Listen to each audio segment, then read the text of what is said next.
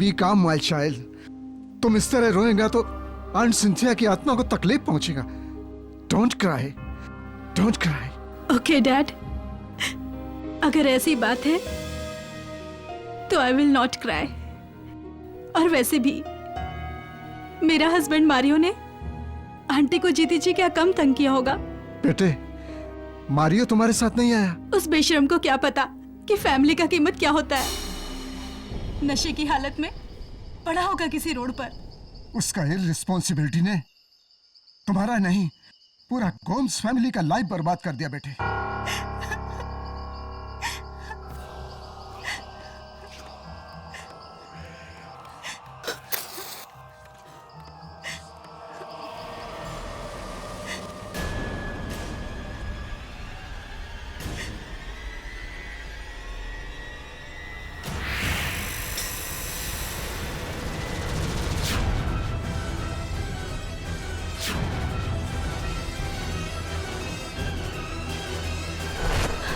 Dad, सी aunty का funeral तो 2 दिन पहले हुआ था ना?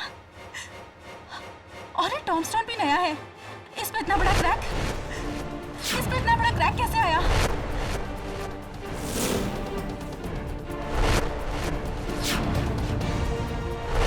ये क्रैक? पता नहीं बेटा। ओह गॉड! और देखिए डैड, आसपास ये मिट्टी। डैड, ऐसा लग रहा है कि जैसे इसे किसी ने खोदा हो। What are you saying, Flavia? ये सिंथिया का कब्र कौन खोदा? कुछ तो गड़बड़ है। फ्लाविया, ये तुम क्या करता है? किसी का कब्र खोदना क्राइम है, क्राइम। ये तुम सिंथिया आंटी का कब्र क्यों? मुझे 100% यकीन है कुछ न कुछ जरूर गड़बड़ है। और मुझे तो डर है कि कहीं मारियो ने आंटी का कब्र खोदा होगा। मारियो ऐसा क्यों करेगा? पूरी जायदाद का झगड़ा पता होने के बाद भी आप ऐसे सवाल पूछ रहे हो? लेकिन please dad, help me.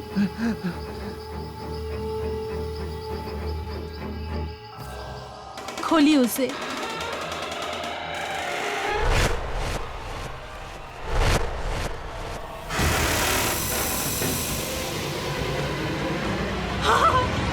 Mario!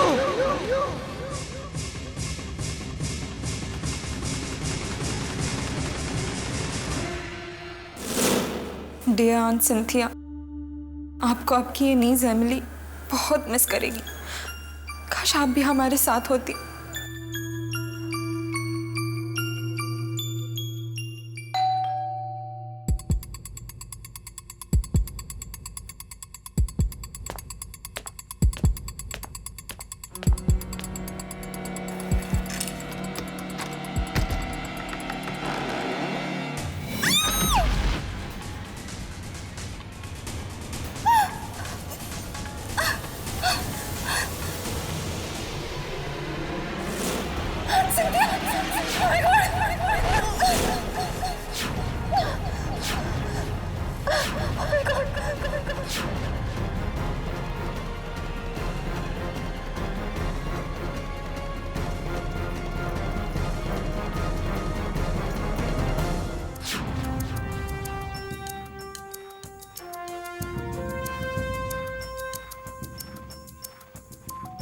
अजीब, बहुत अजीब। किसने मारा इसे इसका गला घोंट कर?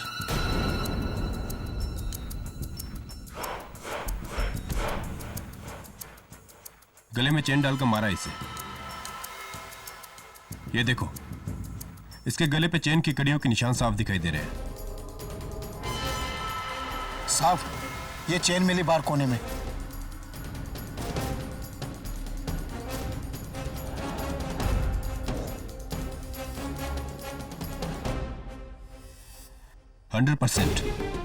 इसी चेन से गला घोटा गया इसका।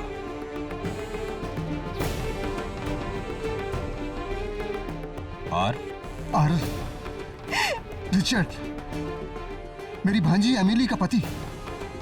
बट इंस्पेक्टर, ये चेन रिचर्ड्स का नहीं है, एमिली का है।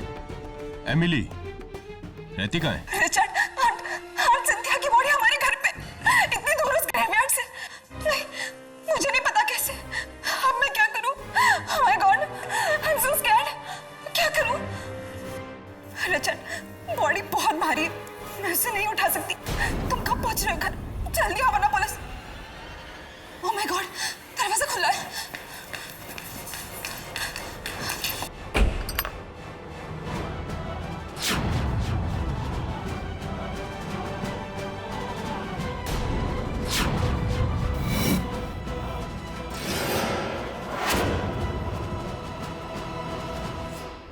माय गॉड, सिंथिया का बॉडी यहाँ।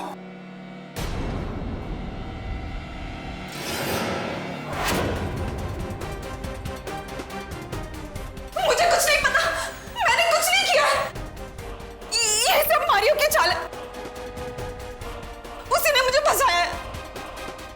मारियो मर चुका है। What? और उसे तुमने मारा है। You are under arrest Mrs Emily Francis. नहीं, मैंने कुछ नहीं किया, मैंने किसी को नहीं मारा, ये सब झूठ है। चलो। नहीं, मैंने कुछ नहीं किया, छोड़ दो मुझे। नहीं।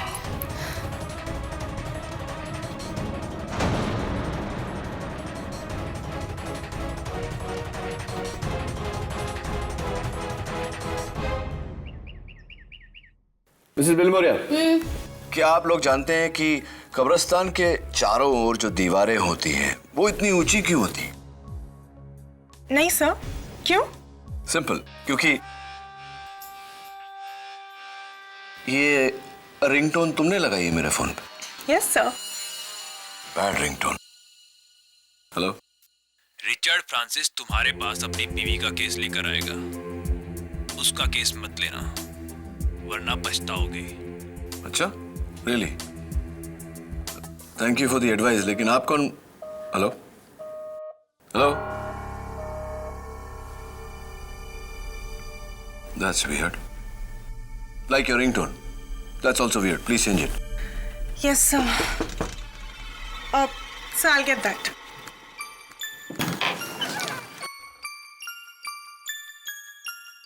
एडवोकेट केडी पाठक, रिचर्ड फ्रांसिस, आपको कैसे पता? मेरे जासूस चारों ओर फैले हुए हैं। Just joking. बताइए मिस्टर फ्रांसिस, आपका कौन सा केस है जो मुझे नहीं लेना चाहिए? रिचर्ड, मुझे बहुत डर लग रहा है। मुझे इस लॉकअप में अकेले मत छोड़ो। यहाँ आसपास सारे खूनी हैं, लेकिन मैंने किसी को नहीं मारा। किसी को नहीं मारा मैंने, किसी का खून नहीं किया,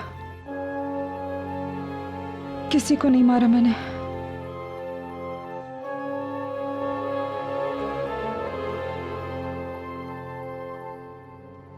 जब से ये हादसा हुआ है ना केडी, तब से बस ये ऐसे ही डरी सहमी बहकी बहकी सी बातें कर रही है। तो अब तुम ही बताओ रिचर्ड, ये कब्रिस्तानी कहानी का राज क्या है? गोम्स फैमिली में सबसे बड़ी आंट सिंथिया थी। उन्होंने शादी नहीं की और मारियो गोम्स उनके भाई के बेटे थे और एमिली उनकी बहन की बेटी। मारियो और एमिली दोनों ही कजिन्स थे और मैं रिचर्ड फ्रांसिस एमिली का पति हूं। और वहां बैठी फ्लाविया गोम्स, मारियो की बीवी। और वो दोनों कौन हैं? वो अंकल एल्बर्ट हैं, आंट सिंथिया के छोटे भाई। और जो उनके बगल में बैठा है वो रॉजर, वो आंट सिंथिया की देखरेख करता था। यानी कि एक अकेली बूढ़ी आंट सिंथिया और आप सब उनके परिवार के लोग। जी, जिसमें से सबसे बड़े हैं एल्बर्ट गोम्स। योर ऑनर, मेरा बड़ा सिस्टर सिंथिया का गोवा में 40 एकड़ जमीन है। उस जमीन का मार्केट वैल्यू 70 करोड़ से कम नहीं। एमिली और मारियो का दोनों का इस जमीन पर नजर था और हमको ऐसा लगता है कि उसी जमीन के वास्ते एमिली ने मारियो को मार डाला।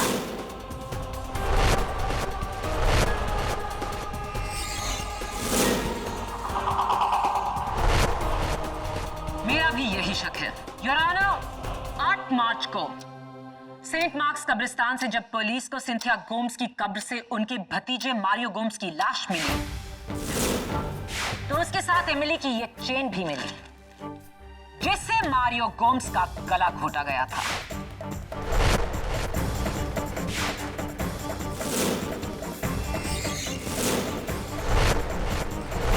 जाहिर है पुलिस उसके बाद एमिली के घर पहुंची, जहां से शॉकिंगली उन्हें सिंथिया गोम्स की लाश बरामद हुई। शॉक तो मैं आपकी बातों से हूं प्रोसिक्यूटर साहिबा। अगर मैं अपना ये पेंसिल आपकी मेज पर छोड़ दूं तो क्या इससे यह साबित होता है कि आपने मेरा ये पेंसिल चुराया है? Definitely not, your honour. Cynthia Gomes की लाश को कोई एमिली के दरवाजे पर छोड़ गया था। इसका क्या सबूत है? किसी ने उस लाश को वहां लाते हुए देखा? इसका कोई सबूत नहीं, लेकिन एमिली को किसी ने लाश ले जाते हुए भी नहीं देखा। लेकिन छुपाते हुए देखा inspector Dave, mister Albert Gomes और फ्लाविया गोम्स ने। और सिर्फ जुर्म को छुपाया जाता है। ये जुर्म एमिली ने किया क्योंकि उसके जूतों के निशान कब्रिस्तान में मिले। योर ऑनर, उस कब्र के पास गड़े फुटप्रिंट्स की फोटोग्राफ्स जो एमिली के सैंडल्स की हैं। ये सैंडल्स जो इंस्पेक्टर दवे को उस दिन एमिली के घर से मिले।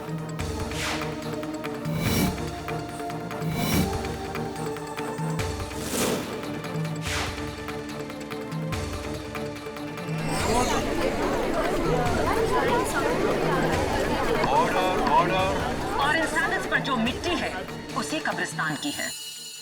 ये तो क्लियर सबूत है कि एमिली वहां गई थी।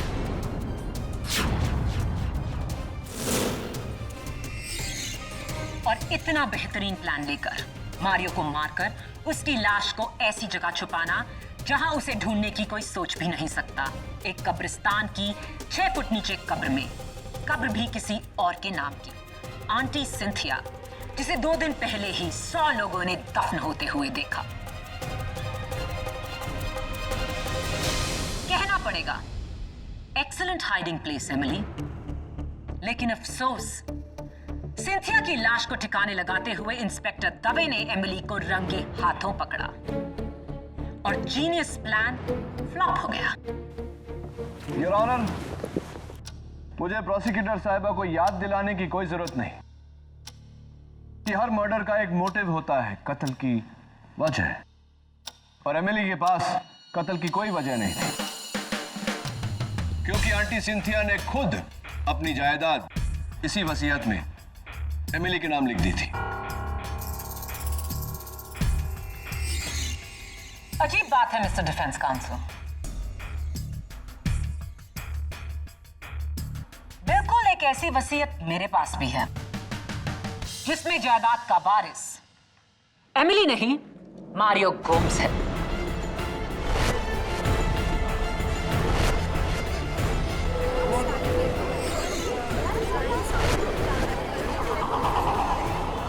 Order order. योर ऑनर, एक जायदाद के 2 दावेदार, कजिन्स मारियो और एमिली। इसीलिए एमिली ने मारियो की जान ली ताकि मारियो की मौत के बाद सारी जायदाद एमिली फ्रांसिस के नाम हो।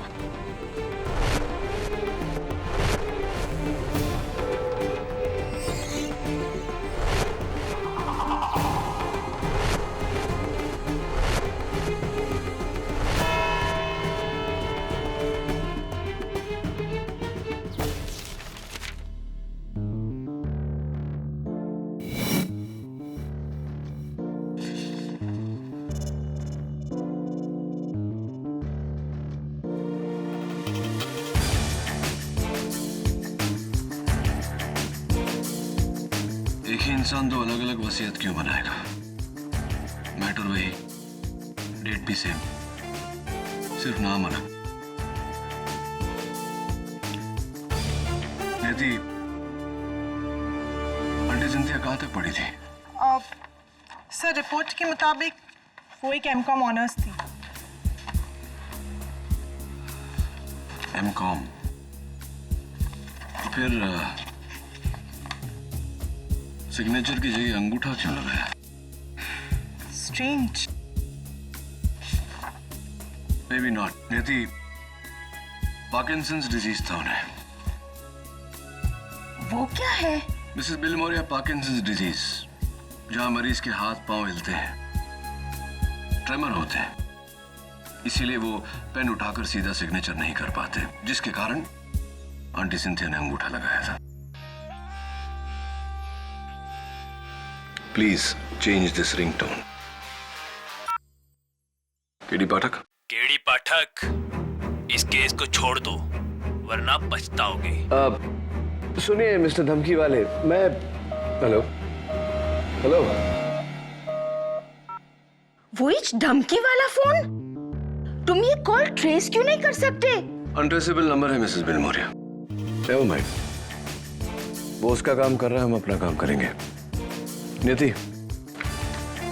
गैजेट ऑफिस से पता करो कि ये दोनों स्टैम्प पेपर्स किस डेट पे इशू हुए थे। योर ऑनर, सिंथिया गोम्स की 2 वसीयत, दोनों पर सब्जेक्ट मैटर एक समान, डेट्स भी सेम, लेकिन इनमें से एक उनकी मौत के पहले बनाई गई थी और दूसरी उनकी मौत के बाद।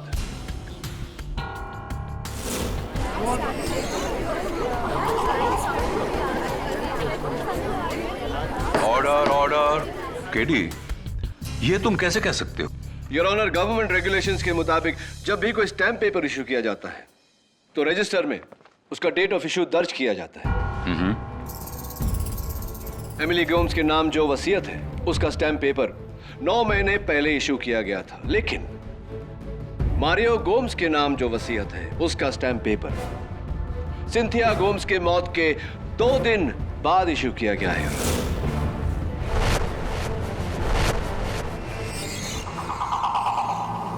तो फिर इस पर सिंथिया गोम्स के अंगूठे का निशान कैसे आया मरने के बाद? अनफॉर्चुनेटली योर ऑनर, इस केस से यह जाहिर हुआ है कि मौत के बाद भी अंगूठे का इस्तेमाल किया जा सकता है वसीयत पे थंब इंप्रेशन लेने के लिए, भले ही ऐसा करने के लिए कब्र ही क्यों ना खोदनी पड़े। Right mister Albert?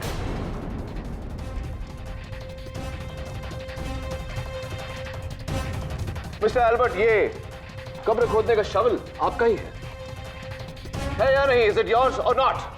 जी, ये शवल मेरा ही है, लेकिन 2 महीने पहले रॉजर ने मुझसे बोरो किया था। योर ऑनर, मैं रॉजर को कटघरे में बुलाने की इजाजत चाहता हूं। इजाजत। मिस्टर रॉजर परेरा, ये आपके हाथ को क्या हुआ? वो पिछले संडे मैं मोटरसाइकिल से गिर गया था तो फ्रैक्चर हो गया। फ्रैक्चर हो गया है? How painful, how sad. Anyway Roger, 10 साल तुमने आंटी सिंथिया की सेवा की। बड़े दुख की बात है कि उसके बावजूद उनकी जायदाद में से तुम्हारे नाम कुछ भी नहीं। वांदा नहीं साहब, मैडम सिंथिया ने मुझे बेटे की तरह रखा था। उन्होंने कभी मुझे नौकर समझा ही नहीं, और यही मेरे लिए काफी है। मुझे पैसे में कोई इंटरेस्ट नहीं है साहब। वाह, क्या बात है, व्हाट अ नोबल थॉट। अगर दुनिया में हर इंसान तुम्हारी तरह होता तो दुनिया कितनी सुंदर होती, सोचो। वैसे पता नहीं कि तुम्हें पता है या नहीं, लेकिन एमिली के बाद 70 करोड़ की जायदाद के मालिक तुम।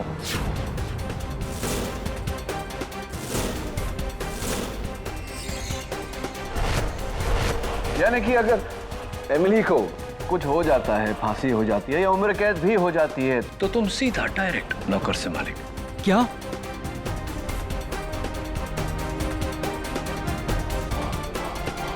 सिलेविया मैडम ने तो मुझसे झूठ बोला। उसने कहा कि मेरा नाम जायदाद में कहीं है ही नहीं। Really?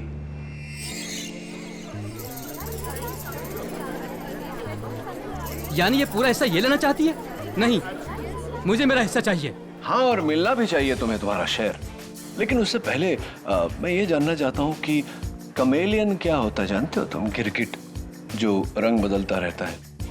क्योंकि देखो ना, अभी थोड़ी देर पहले तुमने कहा कि तुम्हें पैसों में कोई इंटरेस्ट नहीं, और अब तुम कह रहे हो कि मुझे मेरा शेयर चाहिए। Interesting point. लेकिन उससे भी ज्यादा इंटरेस्टिंग पॉइंट ये है कि मैडम फ्लाविया ने आपको झूठ क्यों बोला? योर ऑनर, मैं फ्लाविया को कटघरे में बुलाने की इजाजत चाहता हूं। इजाजत। मारियो की वजह से सर, मारियो नहीं चाहता था कि रॉजर को इस बात के बारे में कभी भी पता चले कि उसका नाम भी वसीयत में है।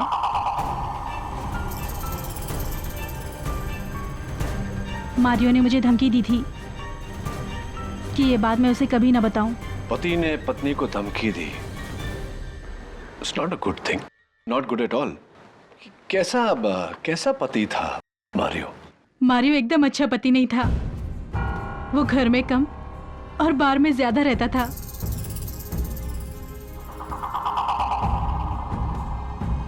उसकी शराब पीने की गंदी आदत और उस पर सी अय्याशियां। मेरा लाइफ तो उसने एकदम जहन्नुम बना दिया था सर। शायद इसीलिए तुमने सोचा कि उसे जहन्नुम पहुंचा दो, है ना? Objection, Your Honor. Sustained. Sorry your honour. Sorry Flavia, तुम्हारा दिल दुखाने का मतलब नहीं था मेरा। एनीवे, अगला सवाल।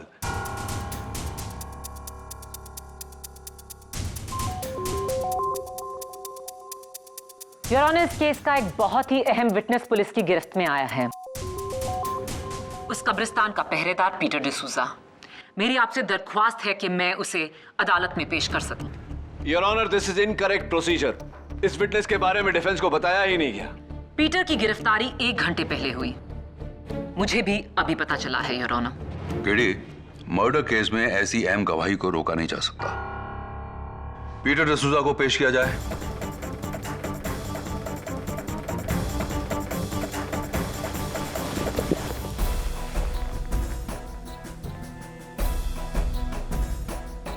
हमको माफी दे दो जज साहब, हमसे बहुत बड़ा मिस्टेक हुआ। हमको इसके लिए बहुत मनी दिया गया था। किसने दिया वो पैसा? फेस नहीं देखा। हाँ, क्योंकि सारा बात और ऑर्डर फोन पे आया था। हाँ, मगर वो एक आदमी था, उसकी वजह से मैंने ये सब कुछ किया। उसका नाम रिचर्ड था साहब। नहीं, मैंने किसी को फोन नहीं किया।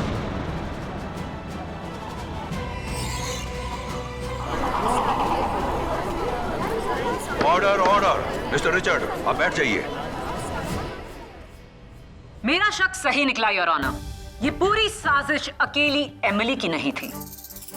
उसके पति रिचर्ड ने भी उसकी मदद की। एमिली और रिचर्ड फ्रांसिस ने मिलकर मारियो को मारा।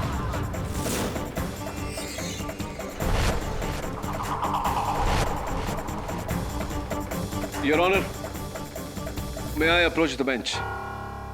You may. योर ऑनर, इस नए विटनेस, नए सबूत की रोशनी में मुझे थोड़ा वक्त चाहिए। लेकिन पीटर डिसूजा की गवाही के बाद तुम्हारा केस और भी कमजोर हो गया। योर ऑनर, पीटर ने सिर्फ उसकी आवाज सुनी है, चेहरा नहीं देखा। मुझे पूरा यकीन है कि कोई तो है जो इस केस को गुमराह करने की कोशिश कर रहा है। वही शख्स मुझे भी धमकियां दे रहा है और ये बात मैं साबित कर सकता हूं कोर्ट में। Your honour, please take more time. तो तुम्हें यह काम जल्द से जल्द करना पड़ेगा केडी, क्योंकि कल सुबह 9:30 से 10:30 के बाद इस केस की अगली तारीख 10 दिन बाद की है। तुम 10 दिन तक इंतजार करना चाहोगे या? नहीं योर ऑनर, 10 दिन में कुछ भी घुमाया जा सकता है। Tomorrow morning is okay. Granted. Thank you your honour. इस केस की सुनवाई कल सुबह 9:30 से 10:30 के बीच में की जाएगी। तब तक के लिए अदालत मुलतवी की जाती है।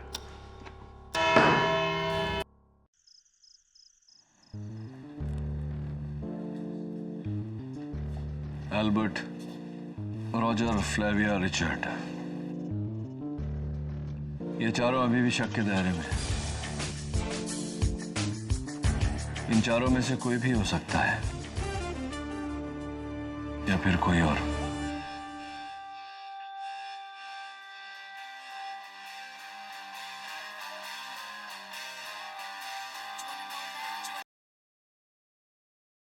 बोलिए मिस्टर धमकी सिंह।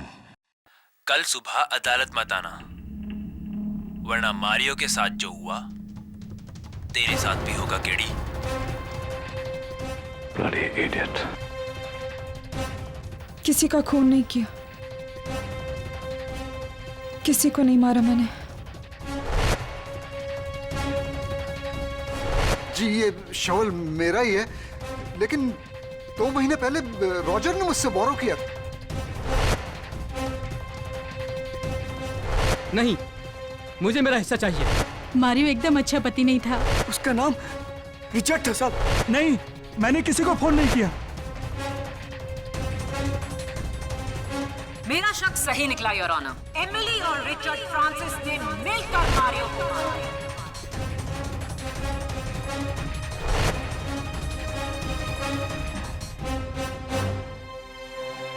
सुबह के 4 बज गए नियति।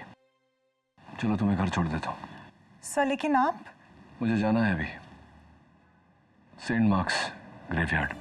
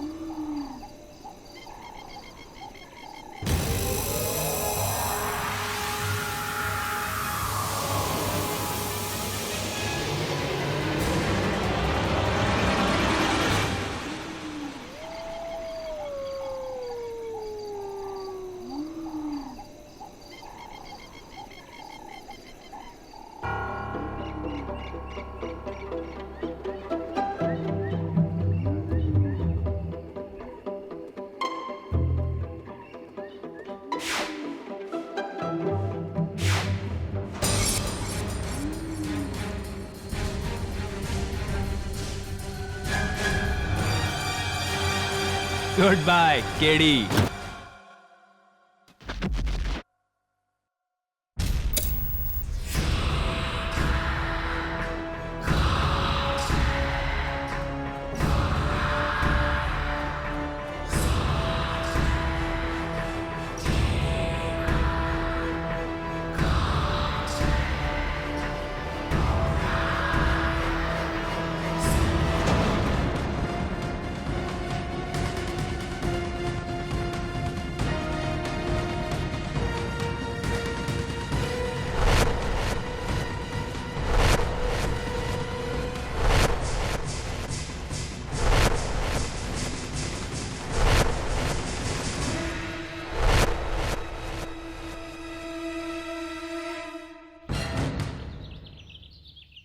हेलो झिलमिल जी, मैं नियति ऑफिस से बोल रही हूँ।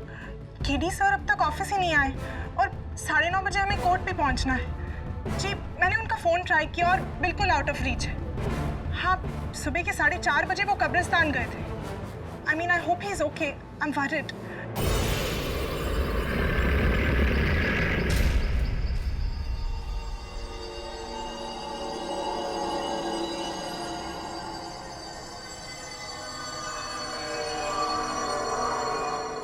गीली मिट्टी की खुशबू। Oh my God. This is not good, Mr. Kitty Pathak. Not good at all. Is anybody there?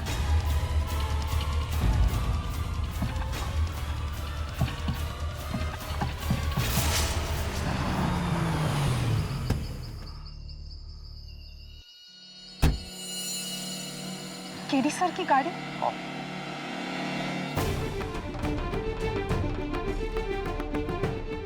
Calm down, Kitty. Easy. Panic मत करो।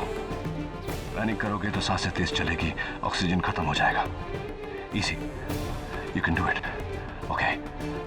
Let's think about this. Next step. Cell phone. Right. Cell phone.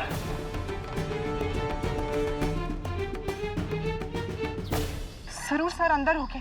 केडे, केडे, केडे। झिलमिल जी, यहाँ नहीं, कब्रिस्तान के अंदर। अरे नियति, एक जिंदा आदमी कब्रिस्तान में क्या करेगा? कहीं बाहर होगा। केडे। ठीक है, मैं अंदर जा रही हूँ।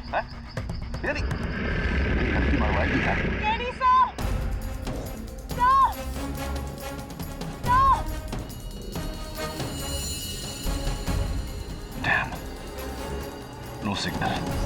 Oh, come on. I can't die in a coffin.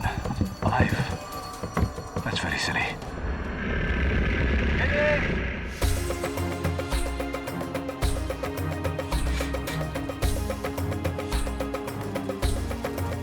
Signal भी नहीं है। इसलिए तो सर का फोन आउट ऑफ रीच आ रहा था। KD sir!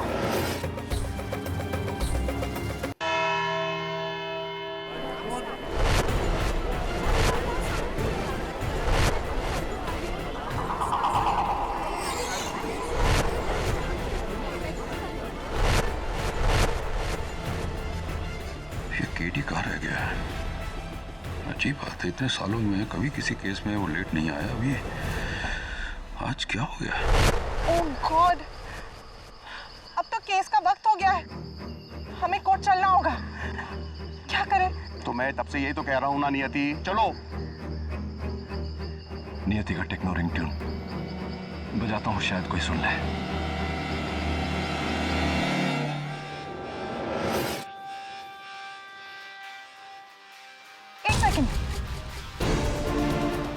क्या हुआ?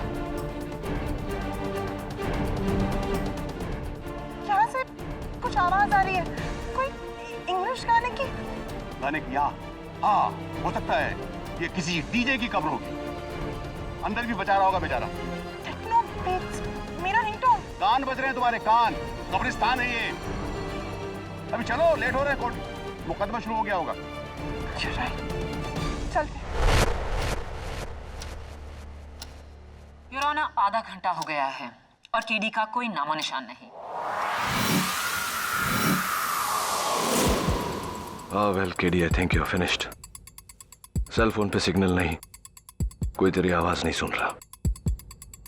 ये तेरा आखिरी केस था और ये तेरी पहली और आखिरी कबर। Sorry to say, good bye KD. Good bye KD. Good bye KD.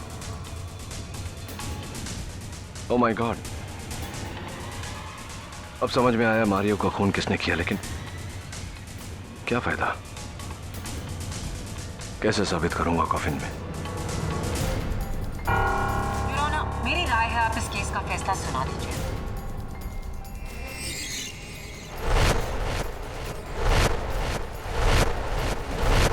नहीं माया, मैंने केडी को 1 घंटे की मोहलत दी थी। अभी भी आधा घंटा बाकी है। Let us wait. KD, you can't die so easily. इतनी आसानी से नहीं मर सकते तुम। सोचो सोचो कैसे बाहर निकलोगे।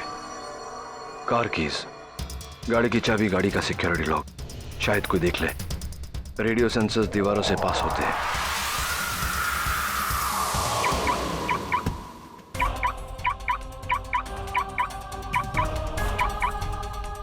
झिलमिल जी, गाड़ी की लाइट। हाँ, मुझे लगा था कि केडी अंदर ही होगा और सो रहा होगा। KD sir! KD sir! KD! अंदर तो कोई नहीं है। मैंने कहा था कि गाड़ी उसकी खराब हो गई होगी, गाड़ी यहीं छोड़ करके वो कोर्ट चला गया होगा। चलो। नहीं झिलमिल जी, आई एम श्योर ये कोई इशारा है हमारे लिए। केडी साहब में कांटेक्ट करने की कोशिश कर रहे हैं। I am sure. हो तुम पागल हो। चलो मेरे साथ चलो। देखिए, आप आए या नहीं आए, I am sure KD sir अंदर है। मैं अंदर जा रही हूँ। अरे यार, ये लड़की फिर मरवाएगी। नियति! नियति! नियति! KD sir! अरे क्या केडी यार? थिंक नियति, थिंक। सर का रिंगटोन मैंने सुना था।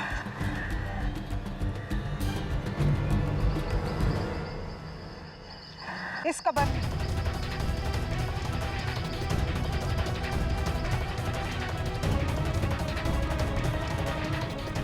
जिंदा?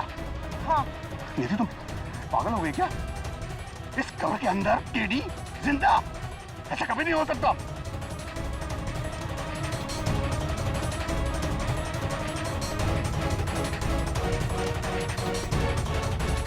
झिलमिल जी, ये देखिए, यहाँ की तारीख है 1991, यानी कि 20 साल पुरानी। और यहाँ की मिट्टी देखकर ऐसा लगता है जैसे किसने अभी इस पे डाली हो। एक मिनट,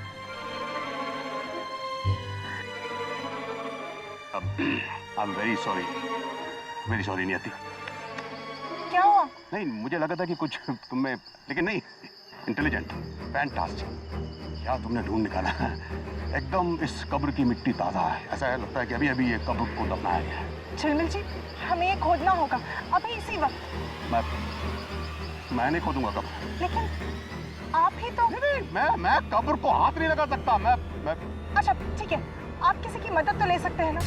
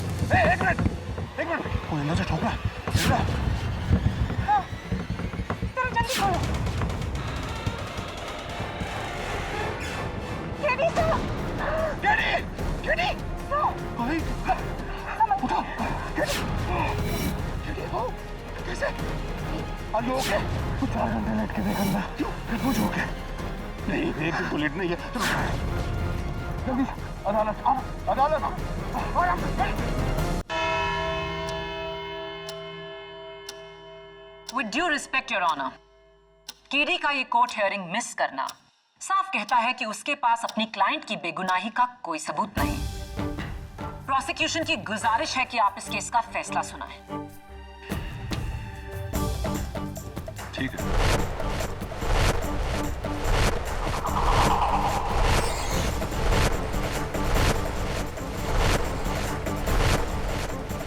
10:30 बजने वाले हैं और योर ऑनर, लेकिन अभी तक 10:30 बजे नहीं। केडी, ये कोई टाइम है अदालत पहुंचने का? I am extremely sorry your honour. Have you forgotten the decorum of the court? तुम्हारा ड्रेस कोड का? मैं अदालत का वक्त जाया नहीं करना चाहता था, इसलिए इसी तरह आना पड़ा। What has happened to you? ये तुम्हारी ये हालत कैसे हुई है? दरअसल बात यह है कि अब तक मैं उसी कब्रिस्तान में 2 गज जमीन के नीचे गाड़ा गया था। क्या?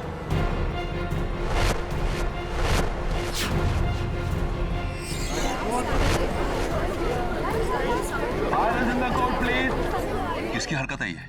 उसी की योर ऑनर, जो नहीं चाहता कि मैं मारियो के कातिल को ढूंढ निकालूं। तुमने उसका चेहरा देखा है? चेहरा तो नहीं देखा योर ऑनर, लेकिन उसकी आवाज सुनी है।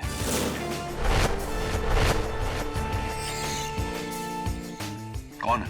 योर ऑनर, जब से ये केस शुरू हुआ है मुझे फोन पे धमकियां आ रही हैं। और आज कब्रिस्तान में जब मैंने वो आवाज सुनी, गुड बाय केडी, तो वही आवाज थी, लेकिन एक फर्क, उसमें एक टोन था जैसे कि फोन पर हमें सुनाई देती। यानी? इसका मतलब योर ऑनर कि कोई वॉइस चेंजर या वॉइस डिस्टॉर्टर से बात कर रहा है। एक ऐसी मशीन जो पतली आवाज को मोटी बनाती है। योर ऑनर, इस केस से जुड़े सभी लोगों में 2 ही लोग हैं जिनकी आवाज पतली है, एमिली और फ्लाविया। और चूंकि एमिली जेल में थी, जाहिर सी बात है कि यह आवाज फ्लाविया की है।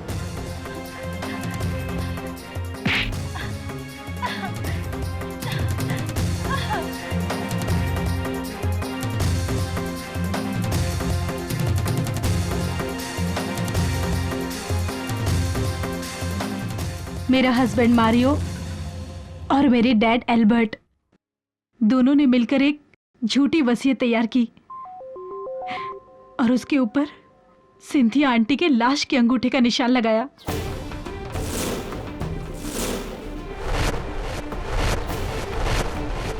मारियो ऑस्ट्रेलिया सेटल होना चाहता था, पर मेरे साथ नहीं, उसकी गर्लफ्रेंड के साथ, वो भी मुझे धोखा देकर। इससे पहले कि वो मुझे धोखा देता, मैंने उसे धोखा दे दिया, उसकी जान लेकर।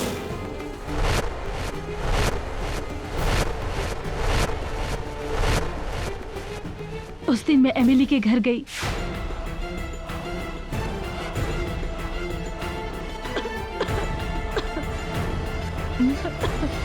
मैं अभी पानी लाती हूँ। वहां से उसके जूते और चेन चुराया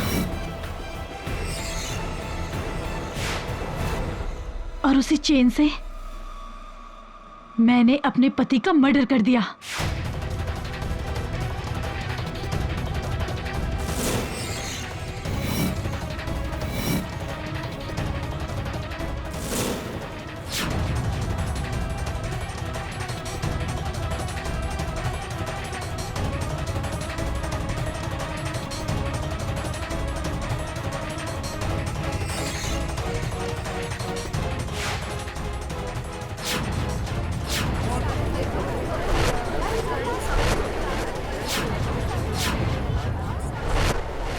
राइट, फिर तुमने बड़ी होशियारी से टूटी हुई कब्र का राज फाश किया ताकि कोई तुम पे शक ना करे। फिर बड़ी चालाकी से एमिली के घर गई और उसके चुराए हुए जूते तुमने वहीं रख दिए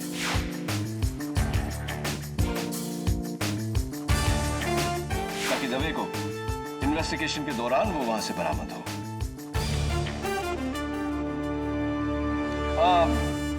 बस एक आखिरी चीज, वो जो आप आवाज बदलने के लिए जो बॉक्स यूज करती है वो जरा आपके बैग में ही होगा, चेक करिए जरा।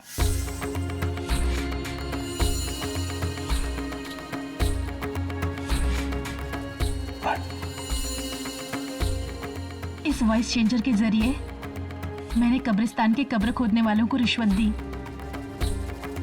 और उन्होंने मेरे ही कहने पर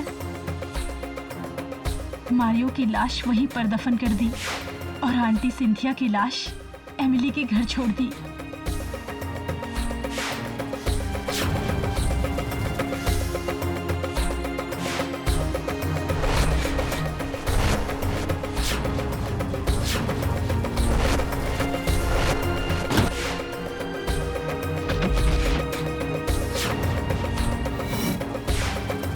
The confession is now complete, Your Honor.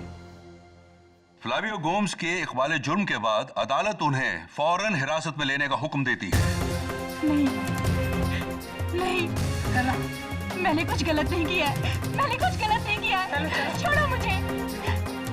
और इस केस से जुड़े एल्बर्ट गोम्स पर अदालत अलग से मुकदमा चलाने का हुक्म देती है। और एमिली फ्रांसिस, इन्हें अदालत मारियो गोम्स के कत्ल के इल्जाम से बाइज्जत बरी करती है।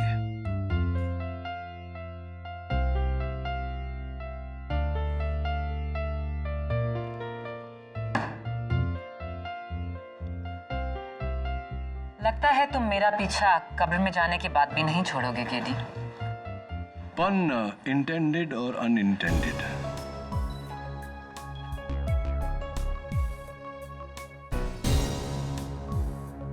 कांग्रेचुलेशन।